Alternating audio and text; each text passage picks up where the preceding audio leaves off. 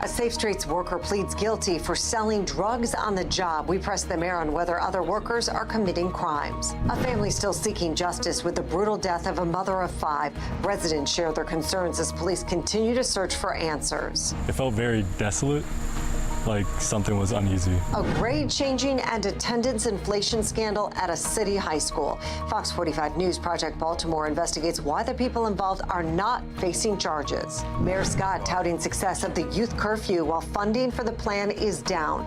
Frustrated neighbors sound off as juvenile crime continues to rise. They just don't care about it. Like they don't care about nothing else. Allegations of spying inside Harford County government, the new evidence shedding a light on the investigation. Live from WBFF in Baltimore, this is Fox 45 News at 10. We're following breaking news out of the Prince George's County area. This is a live look above what seems to be the end of a police chase. Now we're hearing reports that this started in Baltimore City, although police have not confirmed those details. Stay with Fox 45 News for updates on air and online. Well, here in Baltimore, more transparency questions for the city's flagship violence intervention group as Fox 45 News uncovers another Safe Streets worker charged with a crime while on the job. Good evening, everybody. I'm Mary Bubala. And I'm Kai Jackson. Fox 45 News is learning this Safe Streets worker faced federal drug charges late last year. And tonight we continue to press city leaders about who the organization hires, how they vet their employees, and why those names remain private. Fox 45's Mackenzie Frost has the story. Vernon Harper used to live in Pikesville and in 2022 pleaded guilty to federal drug charges connected to drug dealing in the same Safe Streets location he was supposed to be working in. This is another example of Safe Streets workers getting involved in criminal activity while the city remains silent. The Brooklyn Safe Streets site is in a community hit by Baltimore's violence. According to Baltimore police data, 7 homicides in 39 shootings in Brooklyn alone so far this year, including the Brooklyn Homes mass shooting over the 4th of July holiday weekend. The Safe Streets location is supposed to use violence interrupters who are trusted in the community, trusted to help interrupt violence, prevent more bloodshed. In this indictment, federal prosecutors outline how a violence interrupter, Vernon Harper, was trying to sell drugs. According to prosecutor, Harper, also known as Diddy, traveled from his Pikesville home to Brooklyn, where Harper worked for Safe Streets, in order to sell narcotics to customers. In October 2022, Harper signed a plea agreement, pleading guilty to possession with intent to distribute fentanyl and cocaine. Fox 45 News questioning Mayor Brandon Scott if he knows of any Safe Streets workers committing crimes. Listen, Mackenzie, we know that we have Safe Streets is a program where we hire folks who used to be in the illegal world and illegal life to go out after they corrected their life and corrected the way to stop other people from doing it. But currently, any Safe Streets workers? As I said, former Safe Streets workers were formerly involved in that life, and just like any other employee in any other industry, if we find out that folks are in that, whether they're a Safe Streets worker, whether they're a police officer, whether they're a Rec and Parks worker, we'll address that through law enforcement. Should the public have any sort of knowledge of when current Safe Streets workers are charged with a crime? Well, we know that court records in Maryland are public records. The same way. But the names of the Safe Streets workers aren't. The same way that we deal with individuals, and we've had it in the past, right? So this isn't anything new. I want the residents to know this. In the past, we've had folks who were working for Safe Streets before my administration still be involved, and those folks were handled criminally, and everyone knew. But Vernon Harper and his criminal activity only coming to light now, and he's not alone. Ronald Alexander, seen here in a photo from a 2020 federal complaint, wearing a Safe Streets shirt, holding a bag of suspected drugs. He shamefully used his employment with Safe Streets to evade law enforcement and avoid arrest, the U.S. Attorney for Maryland said at the time. Alexander was sentenced in September of 2021 to more than 11 years in federal prison for distributing fentanyl, cocaine, and heroin in the city.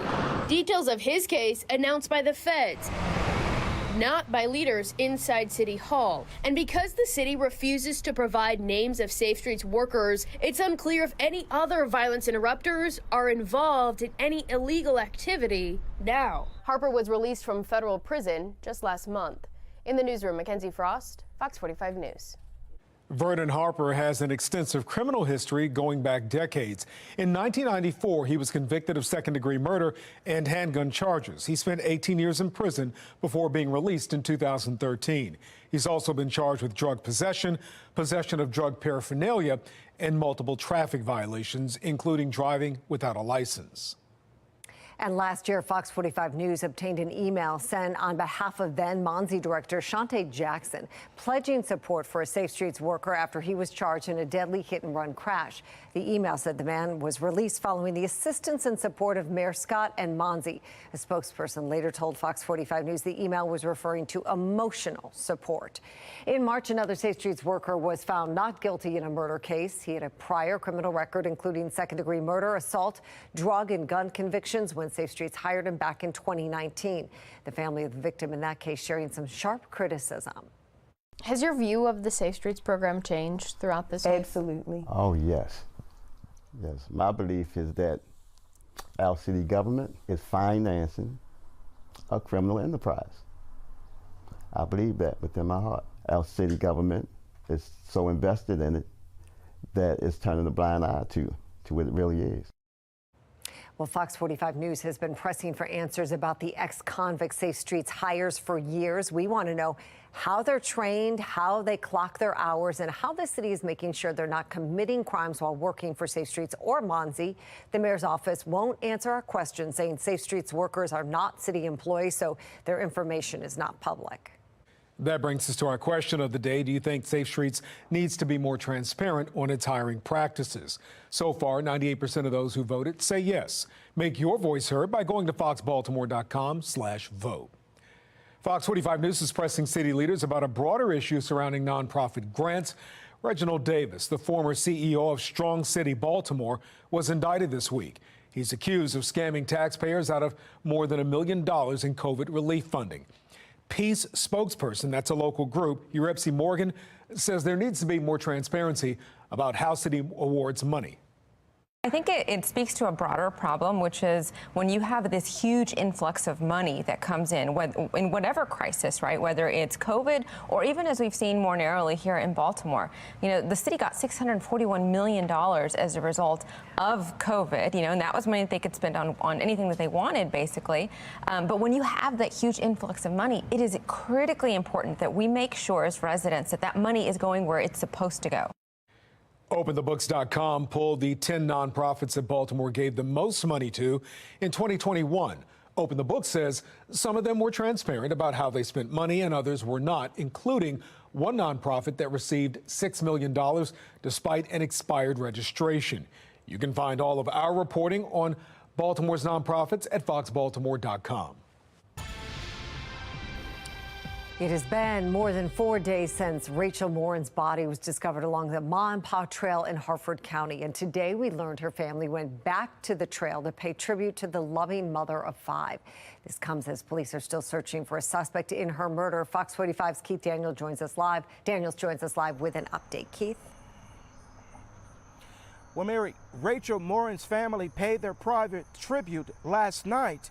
What they did seen today and tonight, the latest in what investigators are doing in this case. In Bel Air, the Ma and Pa Trail, considered by residents to be a peaceful place for walks. But tonight, 4 days after that startling discovery, for some, just like a eerie vibe in general. The trail less tranquil, its peace disturbed. It's concerning. I would be hesitant maybe to come out here closer to dusk. You know, it certainly gets dark. It's very dark. It's not well lit down there on that part of the trail. A trail now lined with photographs, a memorial of memories from the family of Rachel Morin. The family choosing to mourn their loss privately at the place Morin went missing and her body found Sunday. The victims, investigators say, of a homicide. On Facebook, Morin's sister Rebecca writing, quote, "We as a family walked the entire Ma and Pa Trail together as a family in silent remembrance of Rachel."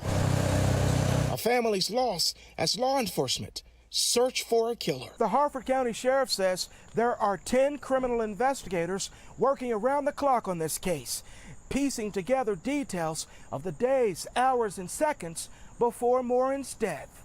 They say that they've received more than 100 tips, some of them, they say, tremendous in advancing the investigation. 5 days since the 37-year-old mother of 5 went missing, and 4 days since the body was discovered. So far, no arrest, no suspect named. Tyrone Powers. Yeah, it's a little bit concerning. Former FBI agent and law enforcement expert, saying the longer an investigation lingers, the more difficult it is to make an arrest. However, I think they're a little further along than they are letting on at this particular point. Part of an investigation involves not only identifying a suspect, but moving that forward and collecting evidence in a way that could lead to a conviction. Well, Harford County Sheriff Jeffrey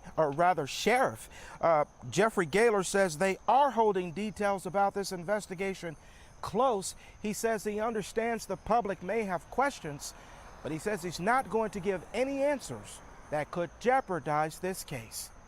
We're live tonight. Keith Daniels, Fox 45 News. Keith, thank you. The Harford County Sheriff's Office wants tips from anyone who was at or around the trail on the day Morin's body was found. Fox 45 News has been following this story from the beginning. Our complete coverage is available online at foxbaltimore.com. We are much quieter now, and this is all behind that cold front that led to rain and a few storms a little bit earlier on. Not too much happening around the region, and it's looking pretty good for the weekend. Current temperatures are mainly in the 70s with nice and clear skies. And over the next 8 hours, those temperatures drop to the upper 60s, keeping us close to average. But the heat does return tomorrow and for the weekend. I'll let you know just how hot it will get in my Weather Authority forecast. Back to you. Jasmine, thank you. Coming up on Fox 45 News at 10, a dirt bike bust in Pigtown, but the suspect hasn't been found. What we know about the bike seized and the city's efforts to keep them off the streets. The youth curfew coming to an end with just a few weeks left. We are analyzing just how effective it's been at curbing juvenile crime this summer.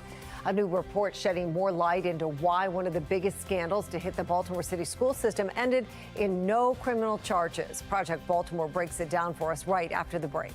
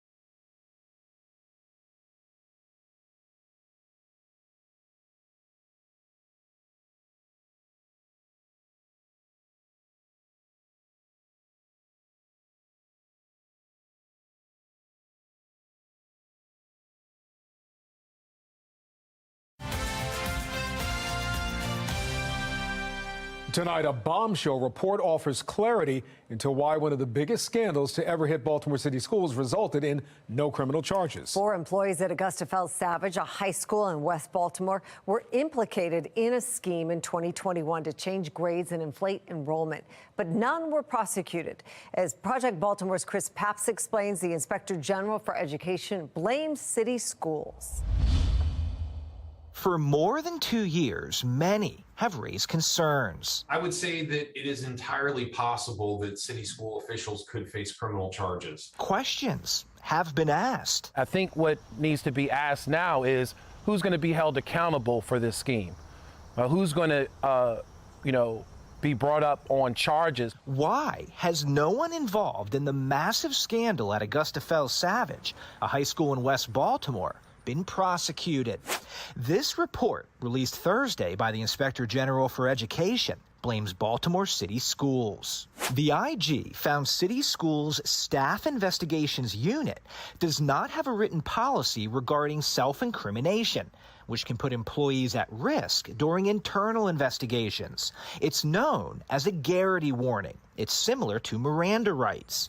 Without City Schools issuing a Garrity warning to employees during its internal investigation of Augusta Fells, local, state, and federal prosecutors declined to pursue criminal charges, according to the IG.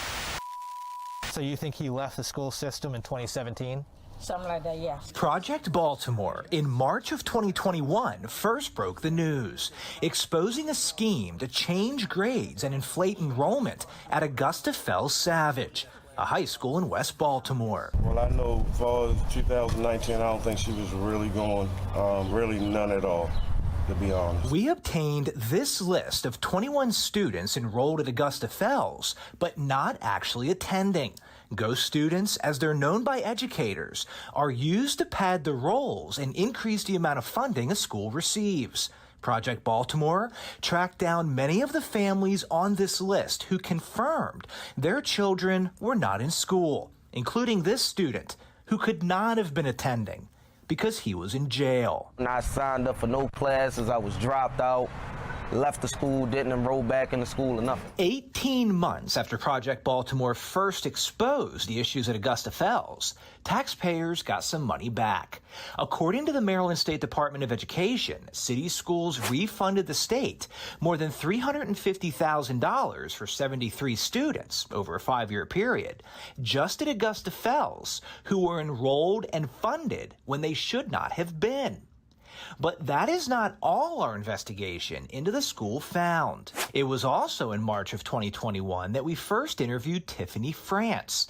She had just learned her son had passed only 3 classes in 4 years at Augusta Fells Savage. He's stressed, and I am too. Like, I told him I probably would start crying. Like, my son is, I don't know what to do for him. France's son had a 0.13 grade point average, but was still in 9th grade, yet had a class rank of 62 out of 120. And he was still being promoted through the course levels, which led France to believe everything was fine when it wasn't. When City Schools completed its investigation into Augusta Fells in the fall of 2021, the district found that administrators at the school improperly changed grades and pressured teachers to give students grades they did not earn. They also found students were scheduled in classes that did not exist or they did not attend when they should have been withdrawn due to lack of attendance.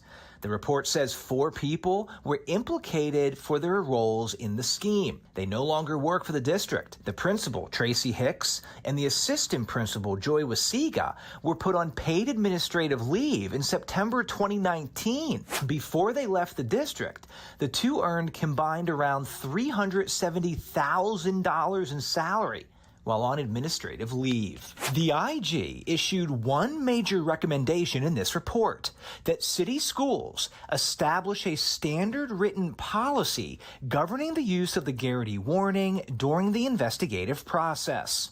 According to the report, the IG first issued that recommendation to city schools in July of 2021. But so far, the district has failed to act. In a statement to Project Baltimore, City Schools said its investigative policies are in line with other Maryland school systems, adding, "Our protocols are designed to safeguard employee rights, and we have also collaborated effectively with prosecutorial agencies in many contexts." I'm Chris Pabst, and this is Project Baltimore. Well, some are describing the scene as apocalyptic. Deadly wildfires leaving a path of destruction in Hawaii. What we know about the fires, and actually a bit of good news today. An elderly man is assaulted and robbed while simply walking the streets of Baltimore. The search for his accused attacker. Plus, a fugitive now behind bars thanks to your tip. That's ahead on Maryland's Most Wanted. We are finally back to dry weather after a few showers earlier today, and it looks good for the weekend. We're talking dry weather and hotter temperatures. Not too humid tomorrow, but we see the temperatures and the humidity rise on Saturday and Sunday.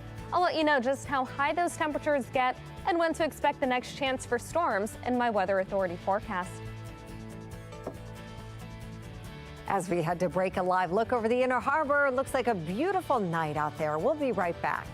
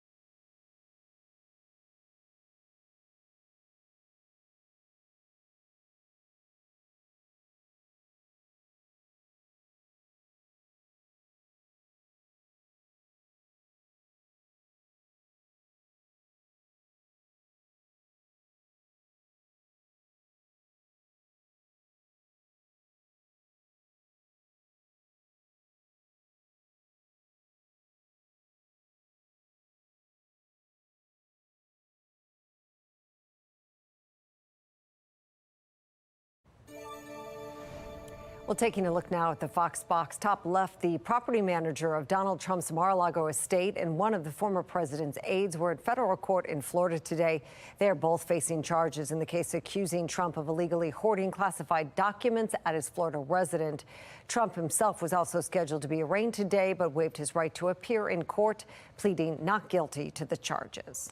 On the top right, House Republicans are doubling down on their probe into President Biden's family and foreign business dealings. In a 19-page memo, House Oversight Chair James Comer outlines more than $20 million in alleged payments between Hunter Biden and foreign entities. The report does not include a direct link connecting the president and his son's businesses.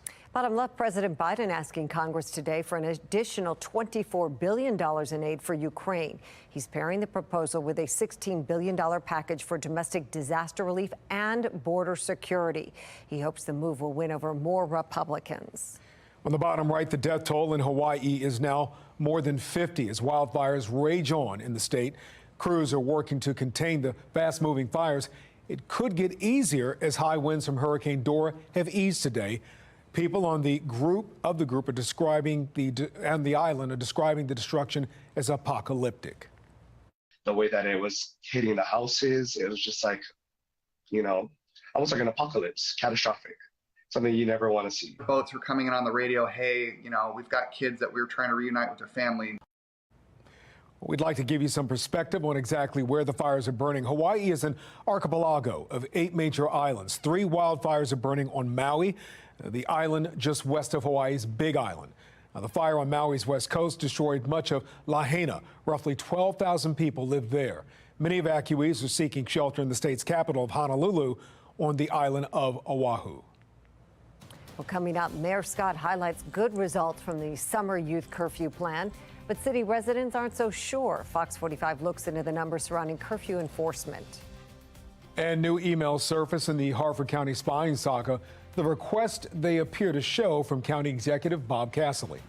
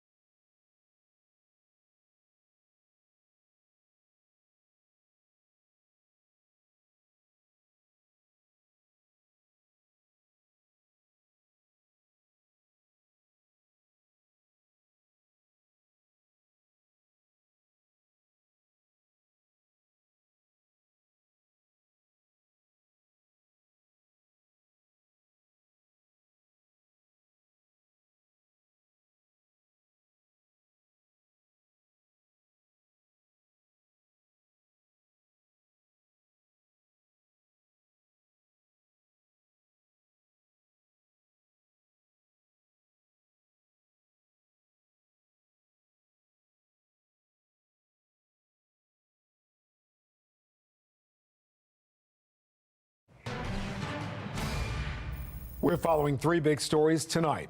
Newly obtained emails shed light on spying allegations against Harford County Executive Bob Casserly and his apparent request to monitor other county officials. Mayor Scott defending his youth curfew plan. Fox 45 questions the messaging as juvenile crime is up and the plan has fewer resources dedicated to it. More dirt bike seizures in Baltimore as the city touts its task force, but the man charged with possession of the bikes hasn't been found. We have team coverage on the new developments surrounding 2 city enterprises as Vincent Hill examines the mayor's curfew message. Let's begin with Jeff Abel and the dirt bike seizures in Pigtown. where those residents have been sending in noise complaints. Jeff? That's right. You know, residents throughout this city have long complained that the roar of dirt bikes was terrorizing their neighborhoods. Well, tonight, residents in one neighborhood are finally getting a little peace and quiet. In South Baltimore, residents admit the peace is slowly returning to Pigtown.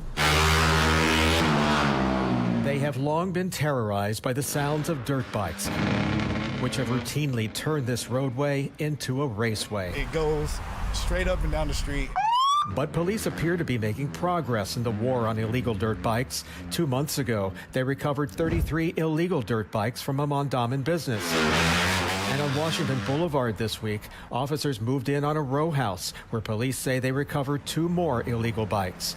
A 29-year-old has been charged, but yet to be arrested. You always wonder, like, what is really going on in my neighborhood. Throughout the city this year, officers have seized 104 dirt bikes, made 17 arrests, and have issued 8 warrants and 37 court summons to those connected to illegal dirt bikes. With technology nowadays, it's basically an investigative work. In May, detectives described how technology was helping in their war on illegal bikes. We utilize City Watch, Foxtrot video, other cameras in the city to identify the riders. This takes away that whole chase mentality. While seizures are up from this time last year, many residents are hopeful but reluctant to declare victory quite yet. You know, I've been here for 3-4 years and, you know, really want to see a better change for our society. Well, tonight, detectives are calling that 29-year-old wanted in the seizures in Pigtown as an active participant in the illegal dirt bikes. We're live tonight. Jeff Abel, Fox 45 News. Thank you, Jeff. These seizures come after a new law took effect in Baltimore City late last year. It allows stiffer penalties for those involved in street racing, shutting down intersections, or caught riding dirt bikes in the city. Offenders face up to a $1,000 fine and 12 months in jail if convicted of the misdemeanor charge. But that's not the only thing at play here. Some are pointing to the upcoming election as well. Political analyst John Deedy says the mayor's attack on quality of life crimes could have a lot to do with the campaign season. Things can be awful for 3 years, but in the election year, if people feel better, they will have amnesia about the previous 3 years because they will look and see how are things at the moment. And that's how voters will think. Deedy says even if action like the dirt bike law was unsuccessful, it would be enough for politicians to look like they're taking action to get voters' attention. Well, Mayor Brandon Scott touting success of his youth curfew plan at last night's public comment meeting. But a recent rise in juvenile crime and funneling of resources away from the program have some wondering if the program is worthy of praise. Fox 45's Vincent Hill joins us live with pushback on the mayor's comments. Vincent? Yeah, Mary, when that curfew first went into effect, the mayor said people would have questions about what it would look like. Now that big question is, was it effective? The city's youth curfew, which went into effect Memorial Day weekend, is set to end in less than 4 weeks. We have seen, and I've heard from not just BPD, but also from our partners in school police, a lot of good results. During a town hall Wednesday night, Mayor Brandon Scott calling it a success. But many Baltimore residents... So did you know that mayor had put a curfew in this summer? No. Didn't know it existed. The last curfew I remember was pretty great curfew. Only a few weeks in, the mayor rolling back on the curfew, closing one of the connection centers and cutting the staff to just one volunteer after no youth had been transported for a curfew violation. On Wednesday, the mayor offering this explanation. We also employed young people who are above the age of curfew to engage with those young people that they're going home. But not all are going home. We do border the city-county line right there. We're still seeing young people commit crimes. Police say groups of teens went on a crime spree in Anne Arundel County. This video shows a stolen Kia parked around 5:30 in the morning, hours before 3 Baltimore City female teens attempt to carjack a woman. This video shows 4 juveniles arrive in a Hyundai stolen from Baltimore City around 2:30 in the morning before stealing another car, The youngest suspects, according to Anne Arundel Police. I believe one was an 11-year-old and one was a 12-year-old. Fox 45 has asked the mayor's office how many juveniles have been transported to a connection center for a curfew violation several times. The answer was always none, leaving residents to wonder if the city truly cared about curbing youth crime. And they just don't care about it. Like they don't care about nothing else. And the curfew is set to end on Labor Day. That's 1 week after Baltimore City schools return to the classroom. Live at City Hall, Vincent Hill, Fox 45 News. Vincent, thank you. Well, Baltimore residents expressed juvenile crime as a safety concern during this week's public comment sessions with the mayor and acting BPD Commissioner Richard Worley. Those concerns highlighted by the continued investigation into the Brooklyn Day mass shooting, in which 15 juveniles were among the 30 victims, and many people at the block party that night were under 18. City State's Attorney Ivan Bates says the Child Interrogation Act is hampering the investigation. The law states children can't be questioned by law enforcement without speaking to an attorney first. While advocates argue it's a necessary safeguard for young people, Bates says police hands are tied. But this is what I don't get. Even if the parent says, yes, we can talk to their son or daughter, a lawyer, and here lately it's the public defender is saying you can't talk to my client. Of course, you know, they're not saying that we can talk to anyone. They're jealously defending their client. They're shutting it down. Matter of fact, I received an email from the public defender in Baltimore City, Ms. Capozello, reminding me what the law was. That's almost waving it in my face. Yeah. Hey, you can't do this. So that's the mentality that they've now given to the public defenders in that office here in Baltimore City. On WBAL radio this morning, Mayor Scott admitted it's difficult to investigate the shooting when so many of the people who were at the scene can't be questioned by police. He says there needs to be a balance between young people's rights and accountability. Fox 45 News has obtained an email between Harford County officials shedding light on the spying allegations County Executive Bob Casserly is facing. Other county officials say Casserly was illegally monitoring them too, while Casserly says he was within his right to do so. Amy Simpson has details. New evidence surfacing in the privacy debate between branches of Harford County government. Fox 45 News obtaining this email between two Harford County officials, dated May 30th. I'm requesting any and all emails that Aaron Penman may have received to his Harford County government email box from the below individuals. The email says, listing 5 names, including Harford County Sheriff Jeffrey Gaylor and former Harford County Executive Barry Glassman. If I could get this information as soon as possible, that would be greatly appreciated. He overreached his authority. Today, the councilman at the center of that probe, telling Fox 45 News this is the evidence he received, prompting his allegations that the county executive illegally monitored his communications, accusing him of spying on another branch of government. Penman and Casserly entangled in a very public political spat after the councilman accused the county executive's office of misusing money. A claim that we've misappropriated $7 million is a pretty serious allegation. So my administration started investigating that. In an exclusive interview with Fox 45 last week, Harford County Executive Bob Casserly shared his side. All email servers are county property and they're subject to review by county officials. So that's what was done. It was a one-time snapshot. Casserly claims what went on was legal and allowed. There's no basis for anything, the complaints, the allegations of impropriety. So you stand firm that there was nothing illegal done here? Absolutely. Absolutely. There's nothing illegal done here. He declared it as a one-time thing. Only one person had, observed the actual emails, and it was a snapshot. And if you can see from that email, that snapshot was for the entire length of my term in office. Today, Fox 45 News questioning Casserly's office about that directive, requesting any and all of Penman's emails. There was a one-time review of emails, and a total of 5 emails were reviewed. The county executive's office said in a statement, saying all of the emails searched are public record, subject to Freedom of Information Act requests. Once they were reviewed in private by a single individual and found to contain nothing related to the alleged misappropriation, they were destroyed.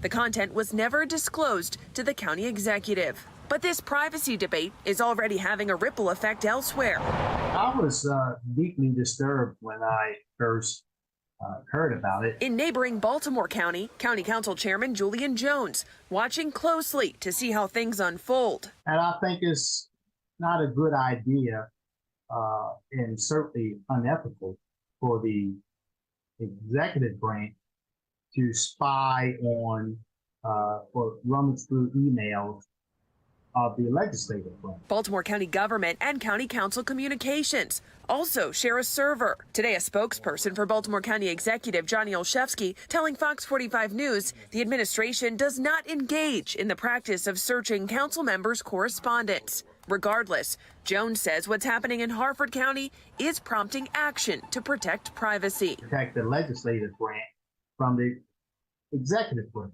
We don't have anything in place, and we're taking a look at that now. Amy Simpson, Fox 45 News. The family of Henrietta Lacks is launching a second lawsuit arguing a company called Ultragenics Pharmaceutical profited off of her cells despite knowing they were obtained without her consent.